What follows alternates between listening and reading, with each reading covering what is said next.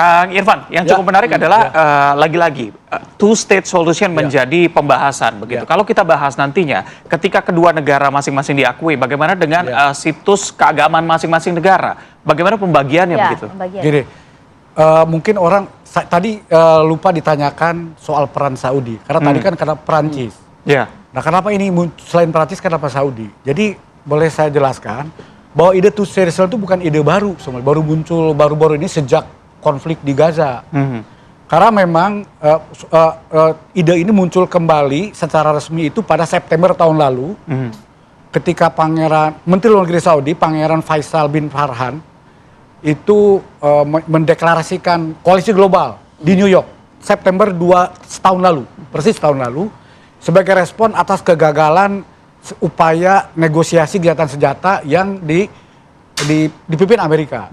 Jadi terang-terangan Bang Saudi menganggap kecewa kegagalan Amerika yang dianggap bias dalam proses negosiasi gencatan senjata, sehingga waktu itu dideklarasikan yang namanya koalisi global untuk Palestina merdeka. Nah, dapat respon beberapa negara Arab dan Norwegia.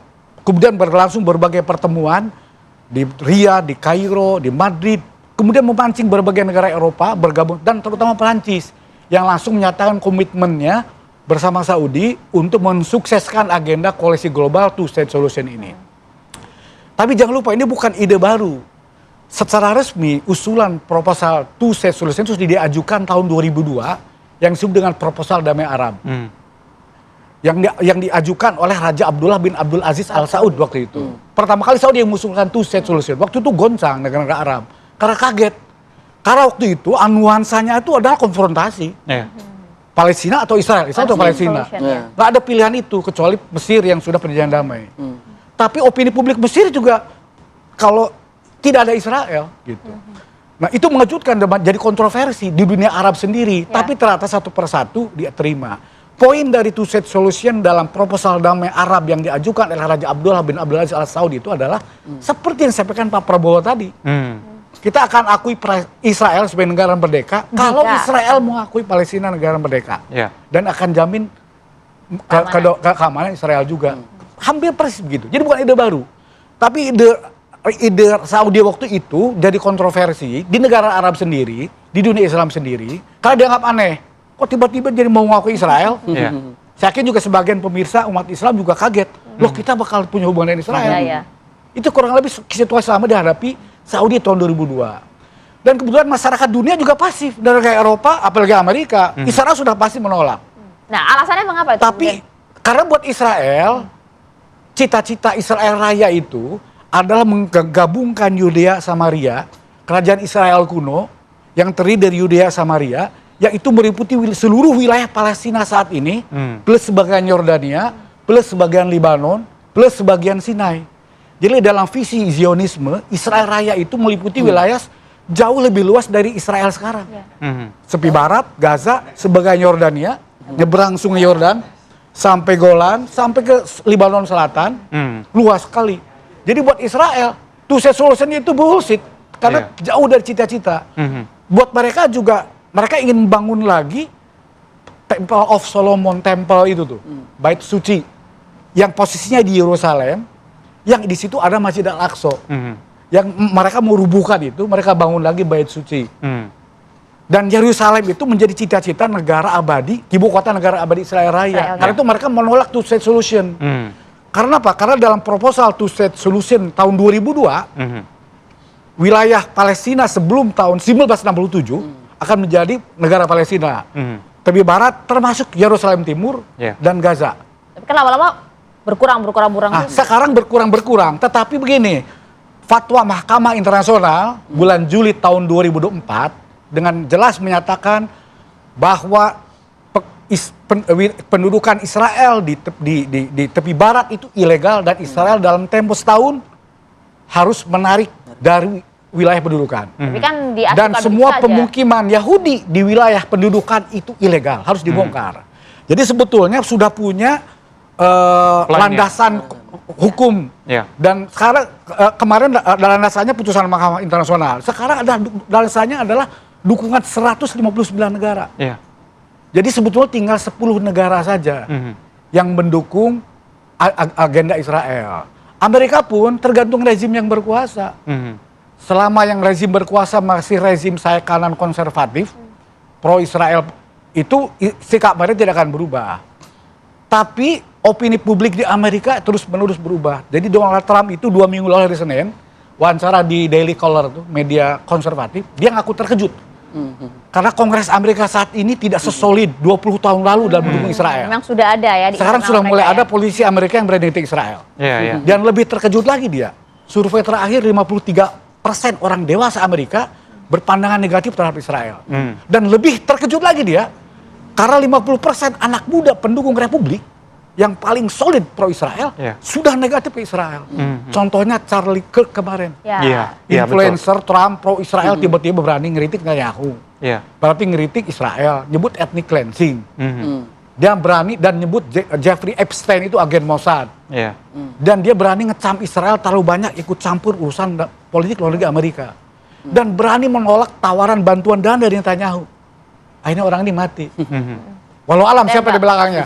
Tapi itu fenomena santai di Amerika. Ini soal waktu saja nih. Tapi kan dengan berbagai adanya desakan-desakan baik itu dari rakyat maupun juga dari internal pemerintah Amerika sendiri. Tapi kan kita lihat sikap Trump juga masih tetap kokoh sepertinya. Ya memang Trump sebetulnya lebih menghitung waktu.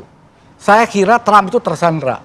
Karena kan kita tahu 80% anggota Kongres Amerika itu dibiayai oleh AIPAC. Ada beberapa organisasi lobby Yahudi dan beberapa miliuner Yahudi yang menggelontorkan duit untuk membeli para politisi Amerika. 80% Kongres Amerika itu dibiayai dalam kampanye mereka oleh AIPAC, Sufi, Christian Union for Israel, ada lagi beberapa organisasi Yahudi, dan ada 2 bilioner Yahudi, Bill Ackman sama Miriam Adelson. Bill Adelson itu bandar judi internasional, itu yang menggelontorkan duit untuk membeli politisi Amerika supaya terus bersikap pro-Israel. Begitu juga Trump. Apalagi nama Trump tersangkut juga kasus Jeffrey Epstein. Jangan lupa Jeffrey Epstein itu Yahudi. Nah, si Charlie Kirk itu berani menyebut Jeffrey Epstein itu agen Mossad. Yang dipakai untuk Mossad untuk memeras politisi Amerika supaya selalu mendukung kebijakan Israel. Jangan lupa juga di Israel juga goyah. Ini tinggal nunggu Netanyahu jatuh saja. Karena kelompok oposisi Israel, Yair Lapid itu, Yes Atid, pernah pidato di Majelis Umum PBB sebelum Netanyahu naik lagi. Israel siap menerima two-state solution. Siap. Jadi Netanyahu jatuh. Artinya sebenarnya dari sejarah itu mungkin tidak sih kemudian ini digoyang begitu ya? Apakah kemudian yang bisa dilakukan juga oleh sejumlah negara, Mas Tony, agar kemudian memberikan paling tidak hukuman ekonomi lah ya begitu ya untuk Amerika?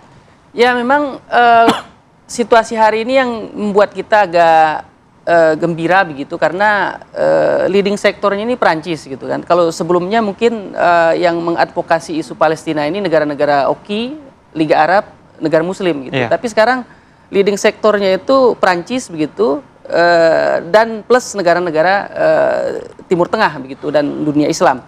Nah, dengan Prancis memiliki komitmen untuk mengadvokasi Palestina, maka ada efek domino gitu ya. Jadi Inggris mengakui gitu ya, kemudian ada Portugal, Kanada, Australia gitu, rame-rame mengakui. Artinya standing mereka itu tidak lagi berdasarkan ideologi, tetapi mereka melihat ini bahwa mereka berada dalam posisi yang benar gitu. Dan tadi Pak Prabowo menyampaikan bahwa mereka yang mengakui Palestina hari ini sudah berada di dalam pergulatan sejarah yang benar kan begitu.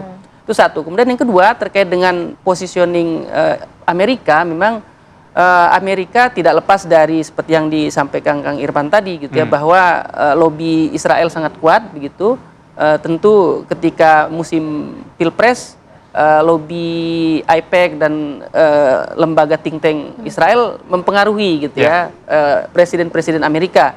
Dan juga kita perlu ketahui bahwa presiden hari ini Donald Trump adalah orang yang menawarkan solusi Abrahamic Accord kepada negara-negara Timur Tengah. Dan saat itu yang menjadi utusan khusus adalah Jared Kushner, menantunya Trump dan kebetulan Yahudi gitu. Sehingga artinya agenda-agenda Israel itu mungkin kanalnya itu adalah fasilitatornya nih. Fasilitatornya gitu kan. Fasilitator. Jadi ketika Abrahamic Accord itu ditawarkan ke negara-negara Timur Tengah, ada yang menolak gitu ya, ada yang menerima begitu.